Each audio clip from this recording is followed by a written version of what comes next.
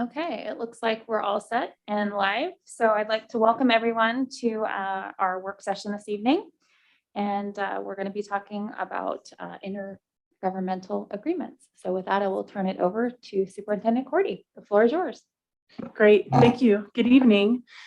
So for this evening's work session, as Chair Hecker noted, we will be sharing information with you and answering your questions about the IGAs that we have had with the City of Sherwood. And so this is part of our ongoing effort to really respond to your requests related to providing that context and the history. So before I turn it over to Mr. Rose and Mr. Bell, I do want to might add some final thoughts about that. And that is just that, the City of Sherwood is such an important partner, and we appreciate them. We're thankful for them. And I just wanted to really share that and make sure that we acknowledge that as we're going into our discussion this evening. So with that, Mr. Rose, I'll hand it off to you.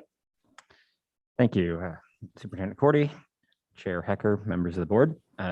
I appreciate the opportunity for Ken and I to come and talk to you about these intergovernmental agreements that we hold or have held with the City of Sherwood. Tonight, if I can get it to advance. There we go. We're going to go ahead and talk about basically 3 IGAs: the Groundskeeping Services, the Sports Field Management IGA, and then the School Resource Officer IGA. And really, our goal here this evening is to provide some context and background and details related to the IGAs, as well as correct some of the misinformation that is out in our community related to specifically the groundskeeping and sports field management IGAs. Excuse me, and there are in fact 2 IGAs, one for groundskeeping and one for sports field management. The original sports field management IGA was entered into at least in 1998. That's the oldest reference I can see to it.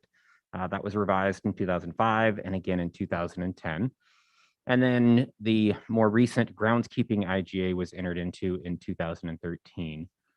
The groundskeeping agreement was made as a cost-saving measure to the district. And at the time, we had a single outdoor maintenance person trying to cover all of our properties. And then the district began a review of these IGAs in 2018, and we ended those in August of 2020. So really, as good stewards of public taxpayer dollars, we believe that we need to periodically review our district spending, and particularly on large contracts or intergovernmental agreements, or IGAs, as I will likely refer to them.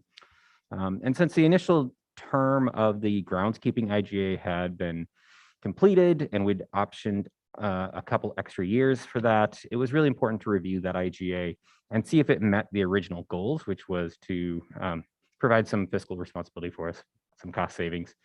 We also needed to look at the facility use fees and replacement costs for our turf. Ultimately, we did have the desire to also have control of our facilities, and so that weighed into it as well. And so the questions we specifically kind of asked were, could money or resources be saved? Could we achieve better outcomes for our properties? And then finally, could we improve the efficiency of the scheduling? So the scheduling was a piece that had been outsourced to the city. And so we were looking at different options for that. And ultimately, these are general fund dollars. And so anything we save from this kind of work are resources we can spend on kids. And so it became very clear that we needed to review these agreements. Let's start a little bit with the groundskeeping IGA. Essentially, it covers our grass areas and shrub beds and those kinds of spaces. We paid for actual cost incurred by the City of Sherwood, and it called for them to care for our facilities to the same level that they would care for city parks. So that gives you an idea what our facilities should look like. We transferred all of our groundskeeping equipment to them in 2013 in exchange for a $60,000 credit towards those landscaping services. And then at that time, we also eliminated that one FTE we had for the landscaping maintenance position. The individual actually moved into a different role within the district, but we did eliminate the position. So switching to the sports field maintenance IGA, that covered the maintenance of our athletic fields and then the scheduling of our athletic facilities. So the fields being football, soccer, baseball, those, but also when it came to scheduling, they scheduled our internal spaces, so gymnasiums and some other locations. Public Works for the city would mow, fertilize, etc. And then they would also manage our irrigation, including they had the opportunity to shut the water off in a drought. And then we were responsible for maintaining our indoor sports facilities. The agreement established access times for each location. And so school-related programs got first access, and then anything beyond the hours that were set, the city could schedule for other uses. And then fees collected by the city were dedicated to the maintenance and upkeep of both the indoor, well, really the outdoor facilities.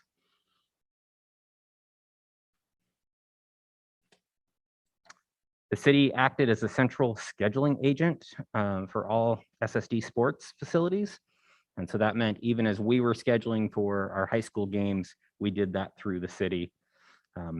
The SHS, now the former SHS, now SMS, turf field scheduling was also detailed in the agreement with some information or stipulations that after a 10-year replacement cycle, the agreement called for it to be the city's responsibility to replace those fields.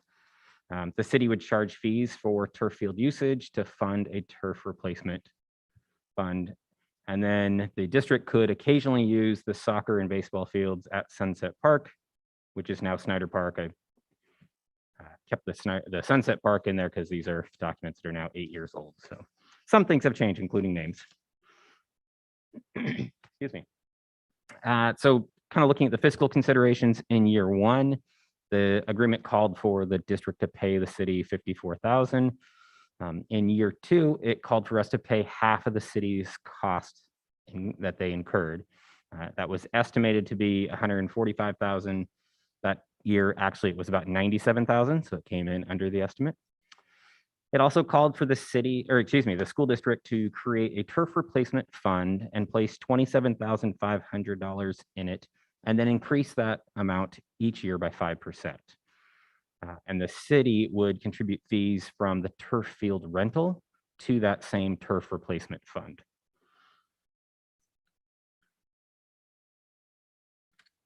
I'm going to stay on that topic of the turf replacement fund and give you some data here.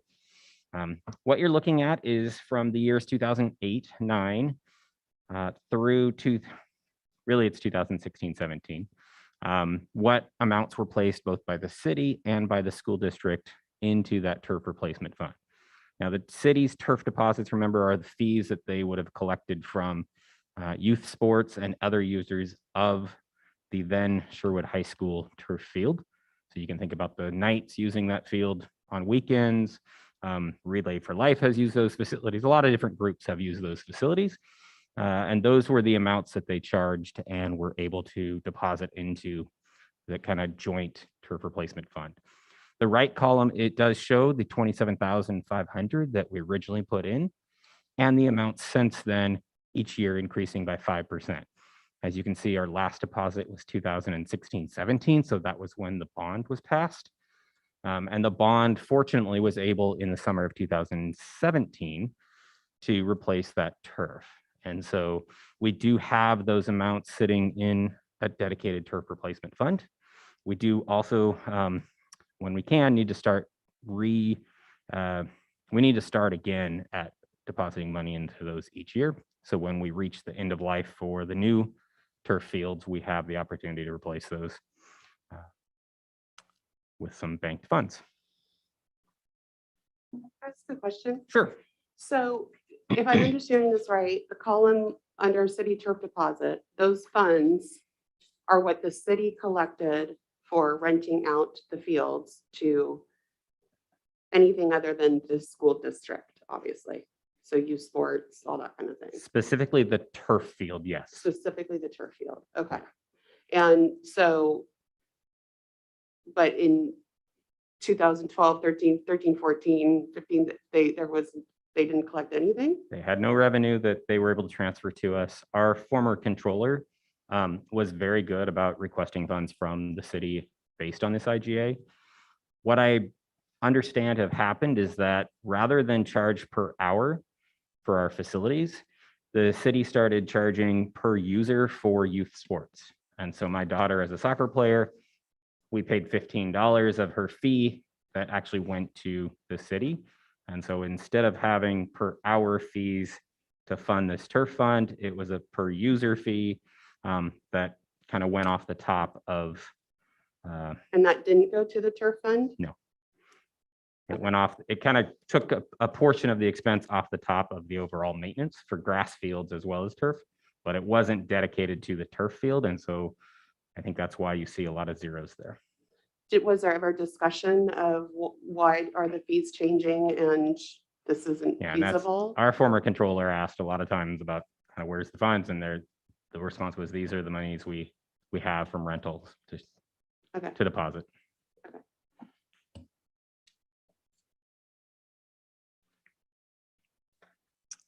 So Can I make one comment on that? Sure.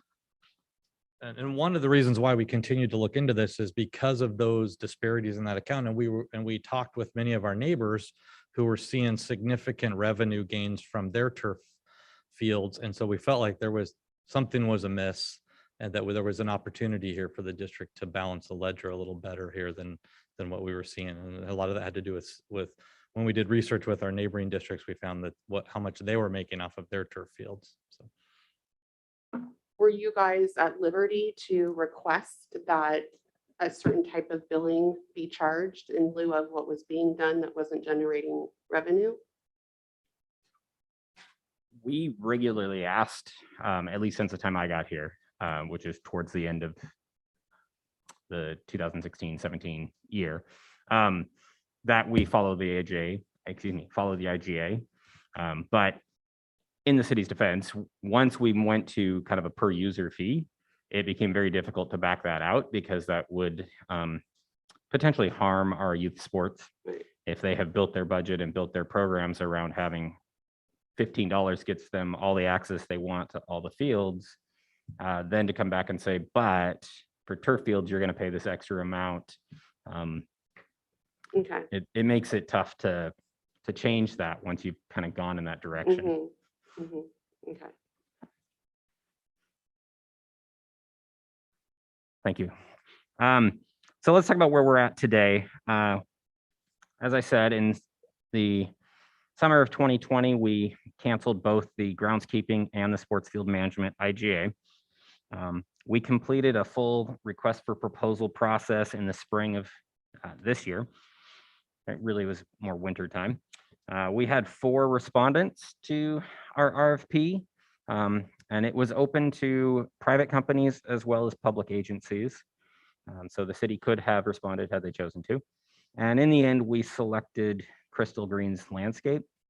We've also implemented Facilitron, which is an online automated scheduling system to help us with managing where our buildings are at. Mr. Rose, can I ask a quick question? Yes. So you mentioned that the district brought the scheduling and landscape management back in-house for both. Was that the district decision in both cases? Yes. Okay. Sorry. Sure. How did you come, are you going to say how you came to the conclusion to use Crystal Green's Landscape? Okay, Yes. cool. I can cover that very quickly. Within our RFP process, we have basically a number of factors that we're allowed to consider as we choose a vendor. Once you're over 150,000, you have to have a competitively bid process, which obviously we're over that. And the finances have to be the primary factor. They don't have to be the only factor. And so as we looked at the whole, the group of 4, there were 2 that pricing was, let's say, much, much higher than Crystal Green's, and then Crystal Green's and another one are very close. So that at that point, we're able to look at what experience they have with other school districts, what services are they offering, some of those kinds of things. So really the RFP was to get us to a point because we laid out exactly the services we wanted and the schedule we wanted on, kind of an apples to apples comparison of any vendor that might apply. And is it a contract with them? And Yes. when does the contract expire? It's a 5-year contract. Mr. Rose, did the city of Sherwood apply through this RFP? They did not. Did any public agency apply through the RFP? No, And did anybody appeal the award? no. Thank you. So I'm going to take a few minutes and kind of walk through the finances so I can show you where we're at today. What you have on the screen is on the left column are each of our properties. The next column is Crystal Green's bid for those properties in terms of what the services we laid out and the schedule. This is what it's going to cost to service those for a year. And then I want to make a full kind of comparison of Crystal Green's versus what we were receiving before. And so the Crystal Green's bid includes the new high school. And we never had the city maintain the new high school because of the timing. And so I wanted to kind of show you without the new high school, what Crystal Green's bid would look like, which is that middle column. And then you can see the acreage for each of our properties totaling about 137. And so I took that number for the non-high school properties divided by the acreage to get a per acre cost. As you can see, it's about $2,375. And just to be super clear for those following along at home, this is an annualized cost per acre, is that correct? Yes, ma'am.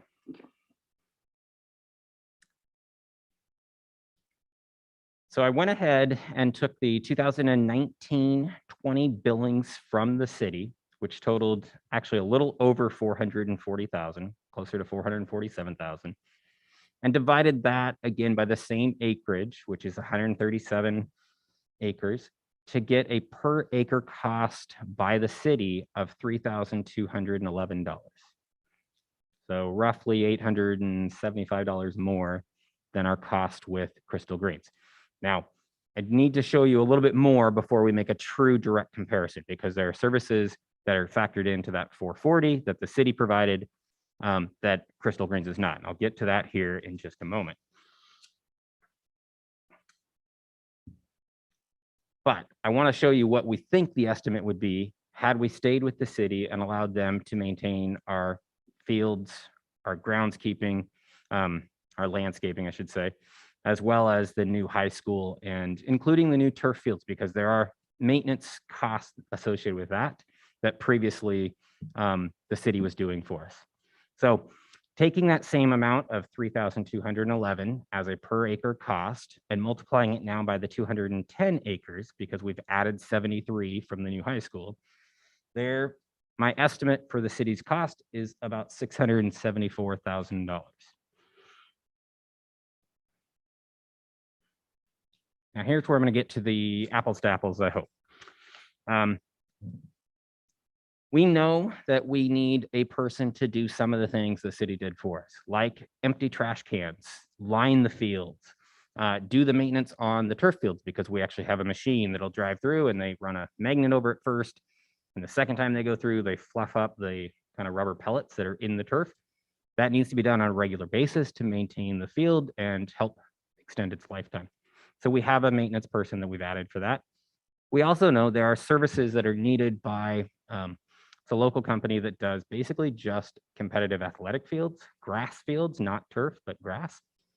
And they are actually who the city had outsourced most of that work to. And we've engaged with them.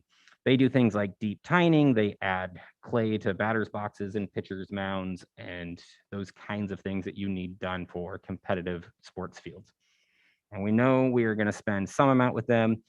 We put in 100,000. I think that's on the high side, but we wanted to be conservative with our estimate. But if you take our Crystal Greens contract, that new maintenance person, and the 100,000 we may spend with competitive field prep, we get a total of $590,000 and a little bit more.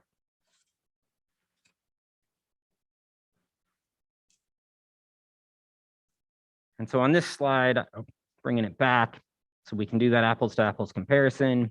You can see in the third column from the right, our total cost. You can see our estimate for what we believe the city would have been charging us.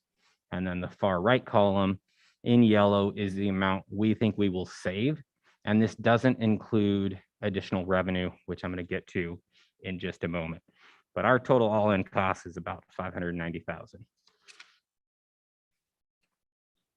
Can I ask you a quick question? Sure. For the competitive field prep, just because I don't understand that piece, it sounded like it was kind of a guesstimate.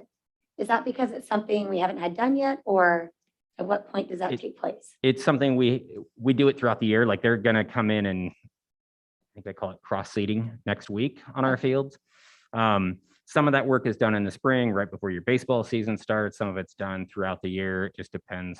And the company, they've walked us through these steps over the last year. It has been super helpful. So we have not incurred those costs entirely for 2021-22 yet. Okay, thank you. Yeah. And on this page, I really want to get to the, this is one of the biggest misperceptions about what we've done over the last 2 years with these two IGAs. There is a belief by some in our community who think we are spending way more on our landscape and sports field maintenance than we were previously. And as you can see from the numbers, it's really not the case. We are actually saving money, and we're going to have the opportunity to bring in additional revenue, which I'll show here. Go ahead. Yeah, Mr. Rose, it'd be great if you could also share with the board and the community that one of the arrangements that we made as a result of the contracted work on the bond was that we had a maintenance contract in place for that first full year with the landscape company. So that's why we don't have numbers for last year, is because we were still under that maintenance agreement where the company that planted everything and did everything, maintained everything. And this is the first full year that we are responsible for those costs. That is absolutely correct. And that is one of those decisions that the team made quite a long time ago as we went out for bid on the landscape, that really paid off for us in the long run to go ahead and include in that bid the requirement that there was a 1-year warranty phase where the same vendor who planted the plants was responsible for replacing them if they died. And if you recall last summer, when we had a few days where it was over 110, that happened to be when we did the warranty walk on the new high school. And so we counted literally every single plant that had died, and the vendor had to come back through and replace those. So it was really smart of someone else to put that into our contract. So I'd like to talk a little bit about our revenue situation. So we have basically been able to rent out directly from us our facilities over the last 13 months. The data you see here does not include October of 2021, so just last month, but it's the first 12 months. And I broke it out by fiscal year because that's how I tend to look at things. So in the 9 months that we were responsible for our facilities and able to rent them out in the 2020-21 school year, we raised $36,866. Now, that had no indoor rental in that number and really had minimal outdoor rentals at that point too, because that was right in the height of the early pandemic. And as you know, lots of sports and teams were just canceled and we didn't have the opportunity to rent those facilities. For 21-22, so this really starts in July, moving forward, the first 3 months, again, we had no indoor rentals and we still had minimal outdoor rentals. And this number doesn't include the fall cost that we will charge for youth football and youth soccer. But we raised an additional $27,000 over the last 3 months. Totaling in that 12-month span, almost $65,000 in revenue. And this is revenue we would not have received under the previous agreement. It would have gone into the city and kind of come off the top for various costs. How did the costs change for the youth sports? And I mean, what was the difference in their out-of-pocket costs with the change of our? And you're probably going to cover that. That is a great question, and you are absolutely right. I'm going to cover one more slide, and then I'm going to turn it over to Ken, and that's part of what Ken's going to share with you. But I wanted to kind of give you a bottom line. Basically, over the last 12 months, we believe we've saved and or received revenue totaling $148,000 as it relates to our groundskeeping and sports field management services. By bringing that in-house and then hiring Crystal Greens to do it, and also utilizing Facilitron to do our scheduling and collect fees, we are well positioned to keep moving forward and keep driving more money, frankly, to kids. Because again, these are general fund dollars we're spending to maintain our fields, and this frees up money we can spend on our students. And with that, I am going to hand it off to Mr. Bell to talk about facility rentals.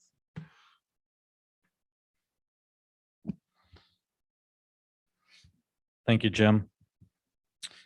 What I wanted to cover with you first was just talking a little bit about facility rentals and how those work, and then I'll get into some of the specific fees and the cost to our local youth sports and be able to answer that question.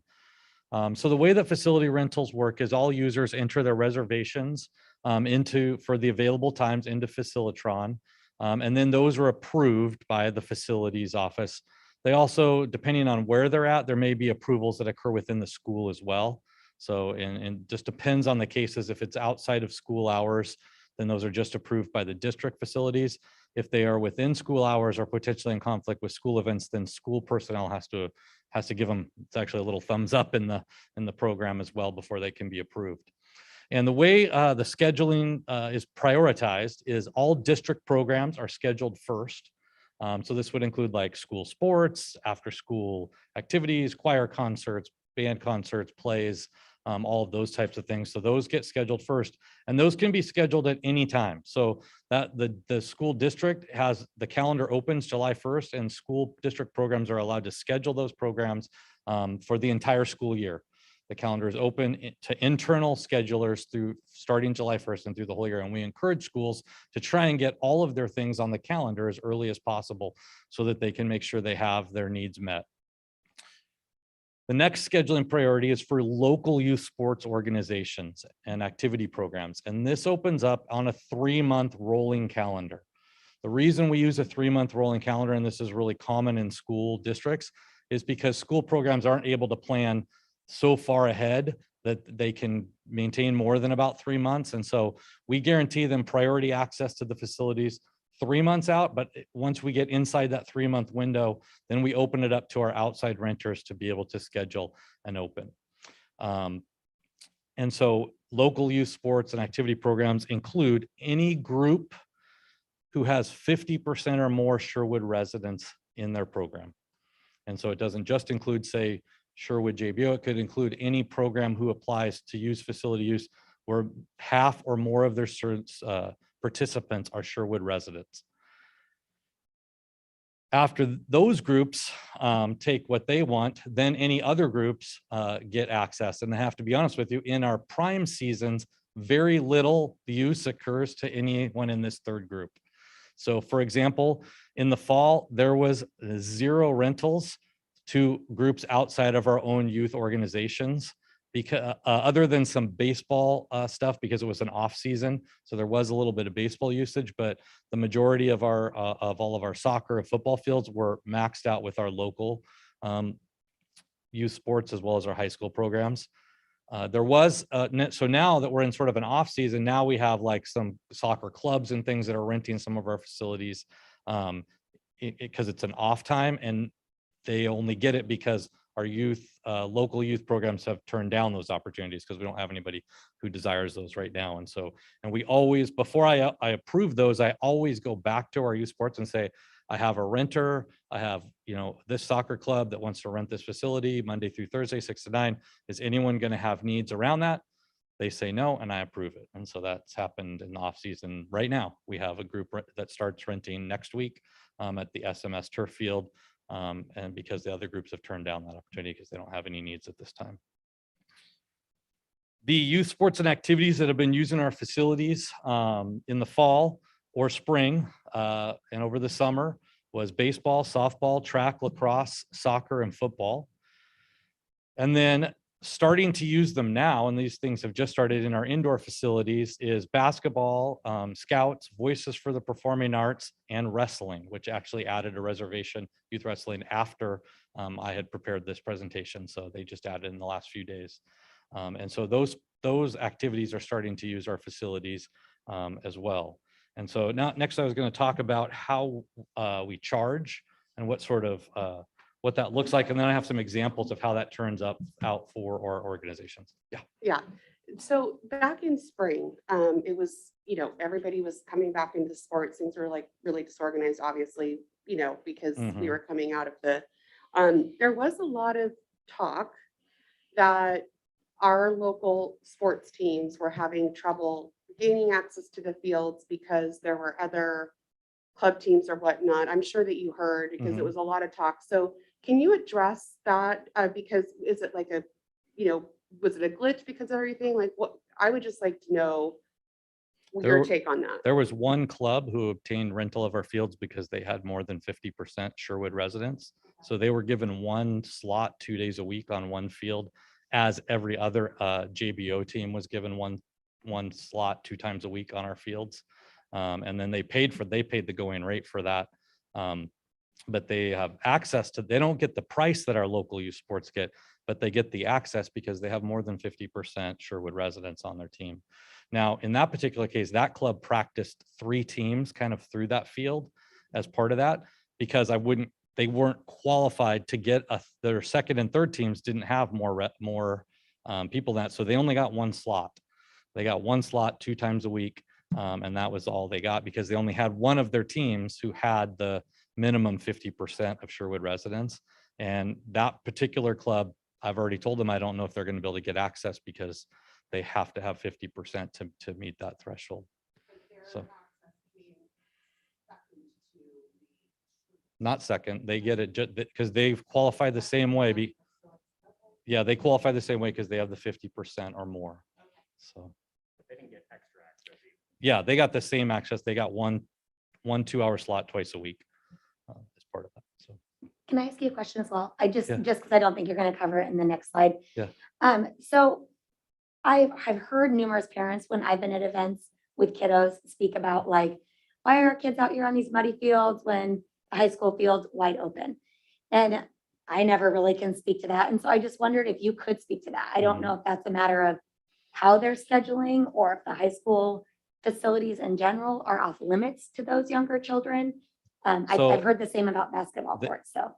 on so the $15 per user fee, which I'll talk about in just a second, is for grass field access only. Turf fields require that they pay the hourly fee, and they get the reduced rate, the category 2 rate for that, but they still have to pay that rate. So they're choosing not to in most cases. In some cases, it's a scheduling issue and there isn't access. And in other cases, they're choosing not to pay the fee to utilize the turf fields and instead utilize grass.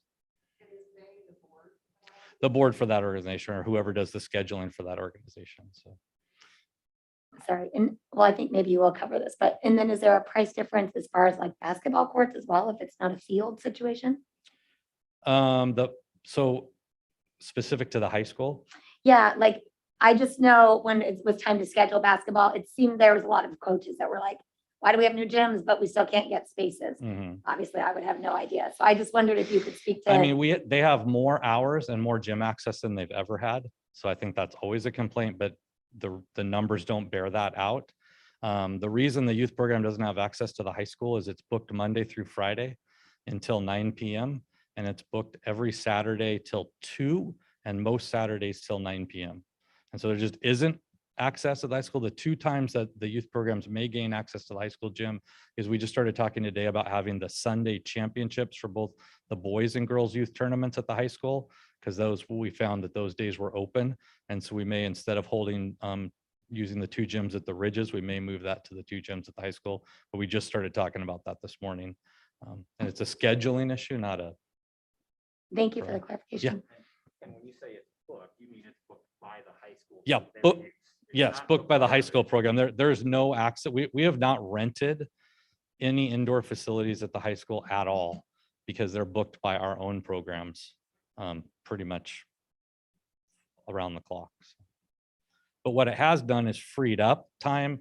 So typically this is why I'm confused by that statement that we can't get gyms, because in past years, they couldn't get the middle school because that was booked. I mean, the only time they could get the middle school was sometimes Saturday afternoons after 2, like we talked about, and then sometimes on Sundays, and that was it. Now they have the middle school gym probably about 75% of the time during the week, as well as all the time on the weekends. So their access there is more, and their access is the same at our other schools. So it just, the numbers don't bear that is true. So. And I would have assumed that, but I also have never coached any of those sports Yeah. or tried to run any of those facilities. So I just wanted to get clarification. Yeah. Thank you. You bet. So in the fee structure, there are 4 categories that the district uses, and this is common. This is a common fee structure utilized by school districts all around Oregon. And that is category 1, there's no fee, and that is for district use, district programs. Category 2 is our local youth sports and activities that are nonprofit. So to qualify as a category 2, you have to be a nonprofit. You can't rent at this rate, and it's a reduced rate from the category 3 and category 4s. However, so this is the category 2 is the price that our youth sports would pay if they wanted to rent our turf fields, but not our grass fields because they use the user fee, and their access Monday through Saturday for indoor gyms is covered by the $15 user fee. So this next bullet point, the $15 user fee covers grass fields. In basketball, that would cover all indoor use Monday through Saturday. And the reason that they have to pay for use on Sundays is we don't have any employees who work on Sundays. We also don't run our HVAC on Sundays, so it's an increased cost. So on Sundays, on the 2 Sundays when they're running youth tournaments, they're going to have to pay facility use for that because to cover the cost that we have to have on those days. So. The last thing before I go to the chart is the fee structure I believe needs to be reviewed.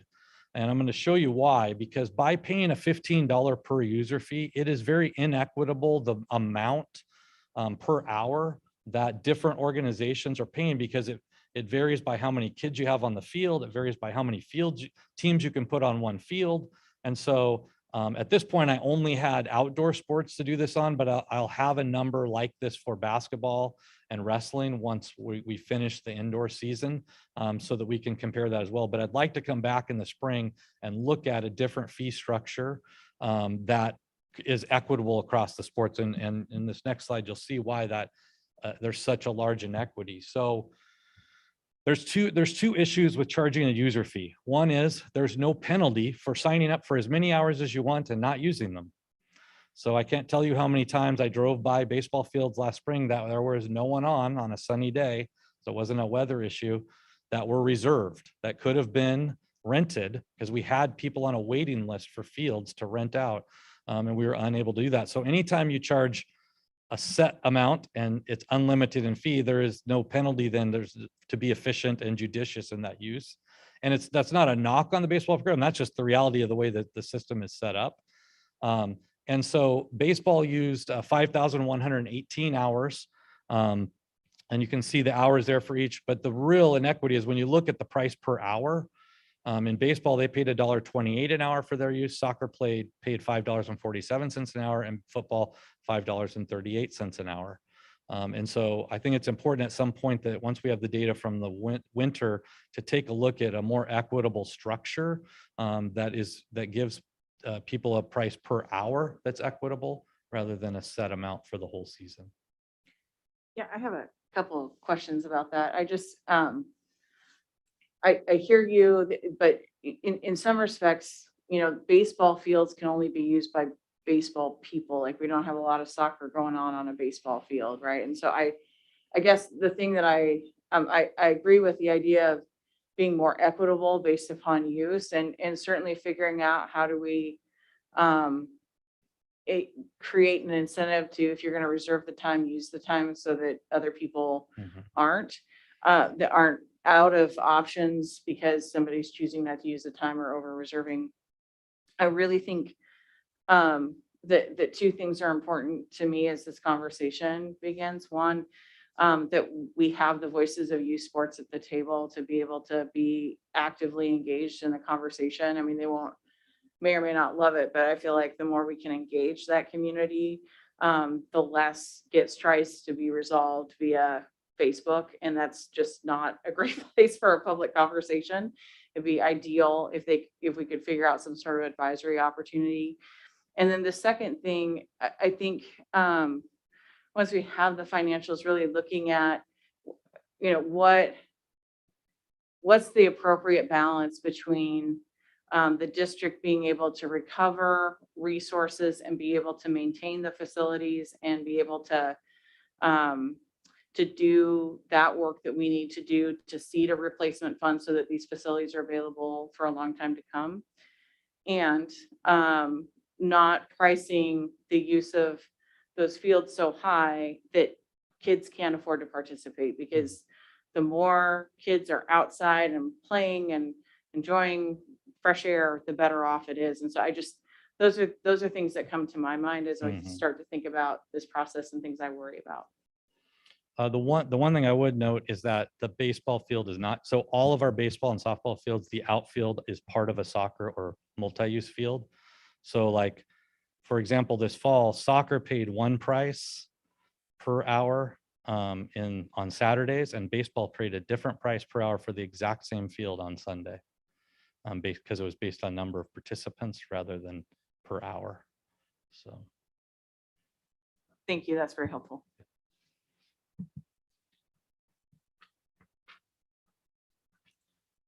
And turn it back to Jim for the next section on the school resource. I have some more questions about before we get to the school resource officer. I just wasn't sure where to ask them. So, Sure. But they're on the fields component. The 148,636 that we brought in, is that money that, with the exception of the 83 that we would have paid, but that other chunk of about 63,000, those are dollars that had this not come in-house to us, that would have just stayed at the city. Is that right?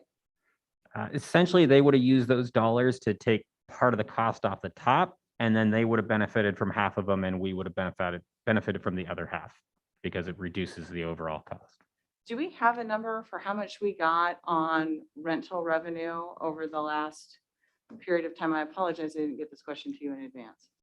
I do not have that number offhand. No But- problem. I don't necessarily need it. It was substantially less than what That we're we getting took now. in directly. Okay. In the last 5 years, zero.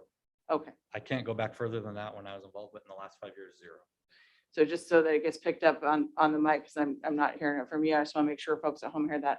In the last 5 years, we took home zero rental revenue from the city that got kicked back to us. That got directly kicked back to us, yes.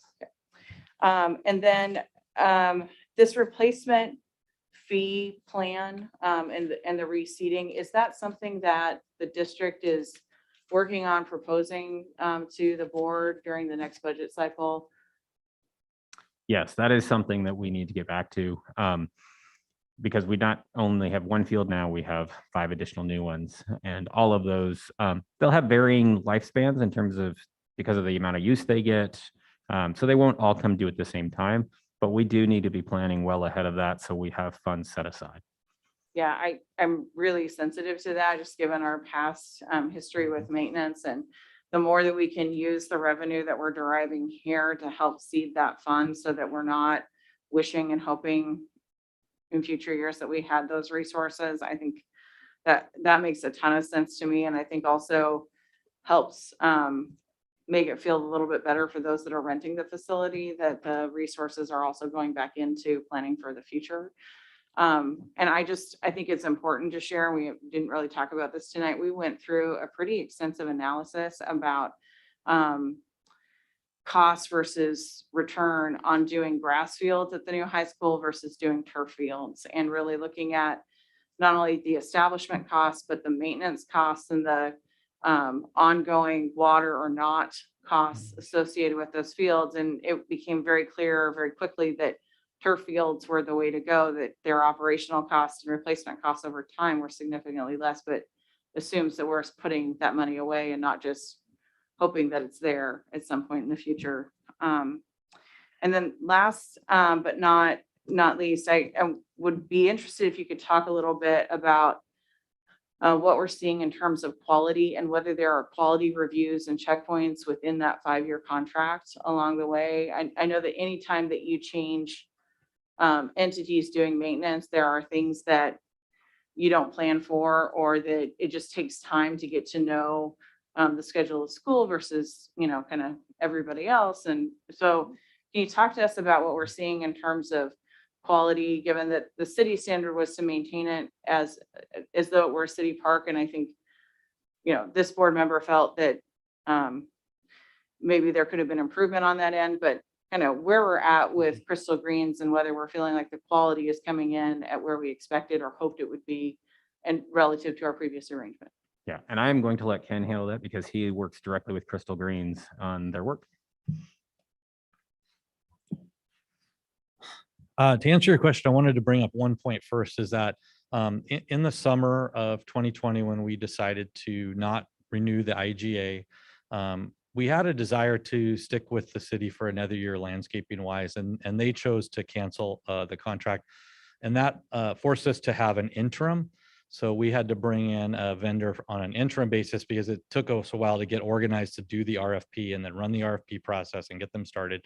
And I will tell you that during that interim, we really experienced some struggles with having an interim vendor trying to take care of our facilities who didn't know them and was just kind of didn't have a crew set aside for us, which is what Crystal Greens has now, and instead was taking a crew and having them work a 6th day to try and take care of us. And and so I can tell you, and I think people can notice that there's been a pretty significant difference as Crystal Greens took over last spring. And now we've seen a real change in what that looks like, I think, to today. I meet with Crystal Greens monthly, and we do a walkthrough of each property each month. So we do a separate, so each month is a different property, and we rotate through the properties throughout the year. I'm also out inspecting them regularly, and what I can tell you is they're super responsive. I can tell them I was forwarded a picture of a number of weeds growing in the islands and at the parking lot at the high school, and I sent them a picture, and they sent me a picture the next day of those same islands cleared out, looking good. And that's been the kind of response time and the kind of quality that we've gotten from them. They're also have been super responsive in terms of just meeting with me and being willing to walk and being willing to listen to things that aren't going well. And the other thing they've done really well is give us a mowing schedule, which is really important for not only our maintenance team who's trying to line fields, but also our community sports partners who are trying to figure out how to get their fields ready. And if they don't know what the mowing schedule looks like and those kinds of things, really hard for them to prepare. So far we've been very happy with that. And I feel like it's gotten better each month as they've gotten more and more of an understanding of how we operate, what hours it works best. And I would say there's still growth. There's still places to get better. And I think you don't know it until you've gone through the whole year cycle, because there's just things just do work differently. When we hit the spring and the grass is going to grow like crazy, that's when we really struggled last spring with our temporary vendor, because they just weren't mowing often enough, and it needs to be mowed twice a week. And they didn't have a special crew for us, so they only mowed once a week, and our grass was over the kids' shoes, and there just was a lot of issues last spring. And so I think now that we have a permanent vendor and we're going to be ahead of that, Jim mentioned this before, but we are top dressing and overseeding all of our fields next week, all of our grass fields next week around the district, something that did not happen last fall. And so that's why we saw the condition of our fields in the spring not be at the standard that we would want them at, because they had no maintenance that had occurred in that previous year. A lot of that was COVID related, but so a lot of that expense that you see in the 100,000 estimated competitive prep is those kinds of things. Is we're spending $19,000 next week to get all of our fields winterized essentially and overseeded. So thank you for addressing that, because when you say last spring, you mean like 6 months ago, right? Yeah. Okay, because thank you so much for addressing that. I know that was a concern for a lot of parents. I'm a baseball mom too, and you're there and you see that, and so that is really helpful to know that the permanent solution was not yet in place at that time. When did Crystal Greens start? They started May 1st, I think was when they took over. Okay. Everywhere except the new high school. The new high school, they didn't start until July 1st because we Okay. had a 1-year contract role in there. Okay, but you see the issues completely doing a 180 because now things are established. They're doing their job and they're, okay. Yeah, I that's- think we saw a great, I mean, one of the reasons why we're only spending $19,000, which is about half what we had budgeted for our fields, is because in Pacific Sports Turf, when they came out and did their assessment of them, said that Crystal Greens had done such a good job of taking care of them and watering them this summer that they were in great shape and really only needed minor repairs to get ready for the winter and to be ready for spring. So Okay, thank you very much for addressing that. I did want to add one thing, just because this seems like, you know, a little bit negative with the city. And I want to let people know that there was a really good relationship for a lot of years. And things worked well, especially in times where we all had shortages and money situations. And so I just want to say they've always been a good partner, even though some of this may not appear that way. But, you know, they have been, and I think really over so many years, it's just been a situation where we've kind of outgrown that. And there are some opportunities with the Facilitron and to do some things differently. But I do want to acknowledge that was, you know, that partnership did have a really good time and place and worked well for a period of time. Sue, I appreciate you saying that, because I was about ready to say exactly the same thing, that we value the partnership with the city. It's important, especially with a kind of medium-sized district and a medium-sized town, that government entities work together. And at the same time, I think this was a right call for us, because taxpayer dollars are precious, and we've got lots of obligations with these new facilities that we've built to maintain them and make sure they're in the best working order. And you know, so things evolve, but we still very much value our relationship with the city.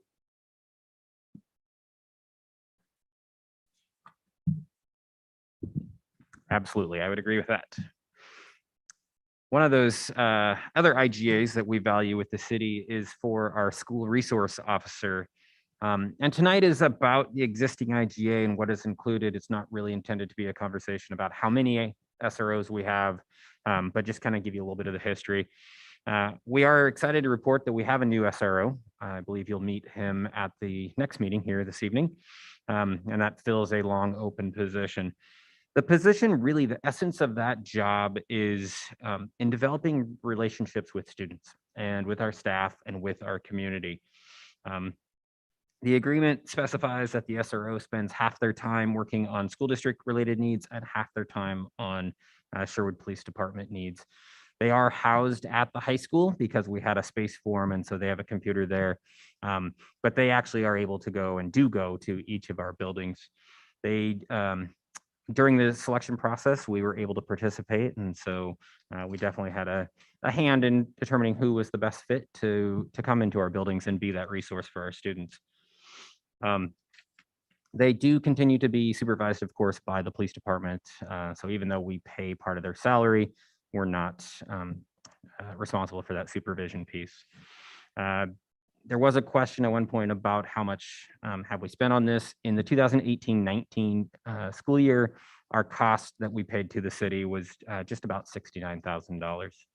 So I talked to our high school team this morning, actually, kind of about what are the duties of our SRO day-to-day. And the biggest thing is being approachable, being visible.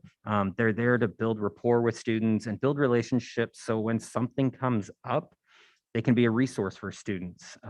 They're not involved in our discipline process. That remains kind of the work of our high school team. They do help supervise the morning arrival and lunch times and dismissal, and they are occasionally out doing traffic enforcement as we have kids walking to school, those kinds of things. They are, again, in all the buildings. They participate in our health classes. They provide education on kind of the dangers of social media or on the dangers of substance abuse. So they're really a liaison to our community and to our students, and talk to them about what are resources available to them that might be outside of the schools that we don't know about, but our police department do. So it's been a really good partnership. We're super excited to have the new SRO on board. He was, I ran into him this morning actually when I was at the high school. So that's great news to have that role filled. And then finally, Chair Hecker beat me to it, but I did want to say that we have lots of opportunities to work with the city. And we did make some changes to these IGAs because we believe they were in the best interest of the school district. But we do have some really strong partnerships. The SRO is one example.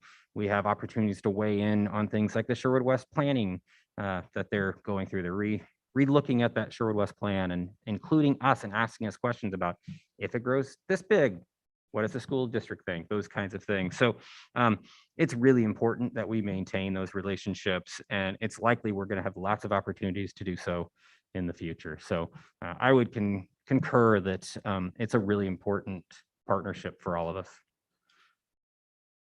Yeah, and I would just add to that, just for the record, that the cities in the state of Oregon don't actually have to talk to districts about potential enrollment or developments. We don't have to be included in that. And our city has been kind enough, especially after the last bond, to really engage the district in, what developments would mean for schools and having those conversations. And I'm incredibly grateful because, as I said, they don't have to do that. That's another thing that's very unique to Sherwood and such a strong testament to their relationship.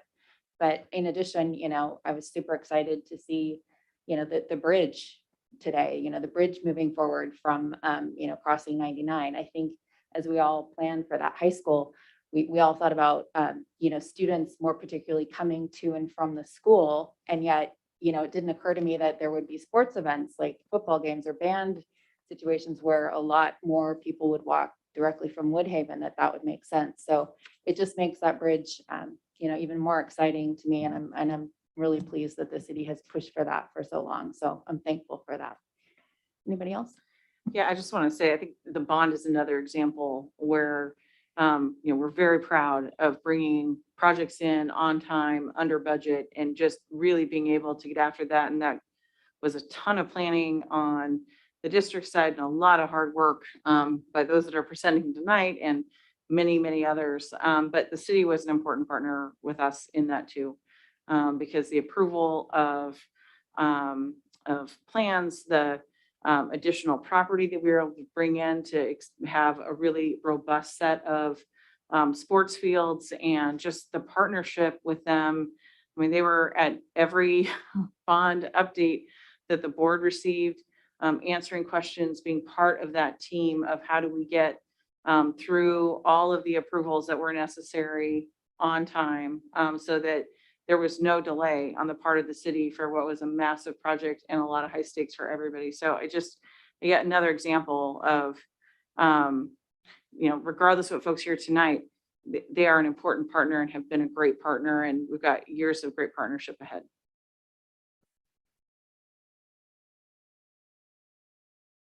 Thank you very much for all of this information. I know that it cleared up a lot of information for me, and I'm hopeful that it cleared up a lot of information for the community too, because there was lots of questions. And so you guys did a really good job of covering a lot of it. Thank you. Dr. Nyangaro, do you have anything to add? Sorry, if you have any questions or comments for the group? No, great job. Thank you. Okay, great. Sorry, we didn't want to leave you out. So I guess with that, Just a Dr. big thank you for being part of the selection committee and participating on that on the board's behalf. Thank you very much, Duncan. great. Okay, with that, we will go ahead and close the work session, and we will reconvene in our regular board meeting at 7 p.m.